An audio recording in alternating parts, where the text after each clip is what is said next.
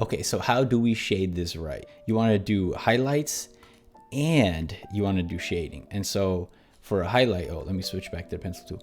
For the highlight, you pick a spot. I'm just gonna pick one like here. And then this means that lighting, this means that lighting is coming from here. All right, we picked a spot. And I didn't put it right on the top. Like some people just put the lighting right on the top.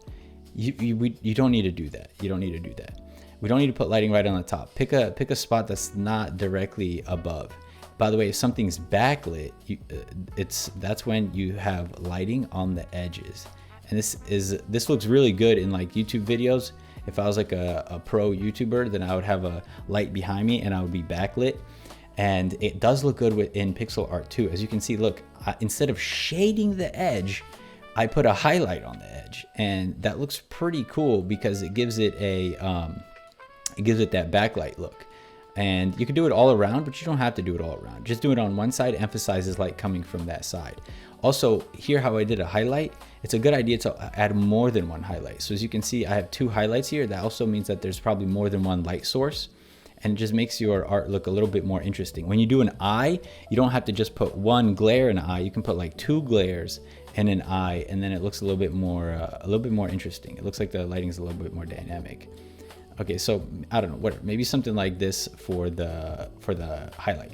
And now let's get to the shading. So I'm just gonna pick a color that's a little bit darker, and instead of doing the banding look, which would have been like this, and instead of doing the pillow shading, which would have been all around, we're just gonna pick a side. Since the lighting is coming from this side, we would have the shading on the opposite side. So the easiest thing I could do is just that right there. I hope you can see that. I don't know if the contrast is high enough, but this shows you the shape of the mushroom. However, I think that we can make it a little bit more interesting. So instead of the shape being that simple, I think we can go in and out a little bit and then have it like curve at the end. And now look at this shading. It gives the object a little bit more form. You see how it's not like perfectly round? It's a lot more interesting now. And then I'm gonna put that around the edges here too. I'll probably darken that up even more. I think we should also have the mushroom sort of dent in a little bit here to emphasize that shape even more. Also, it makes it look a little bit more organic if it has a shape like that.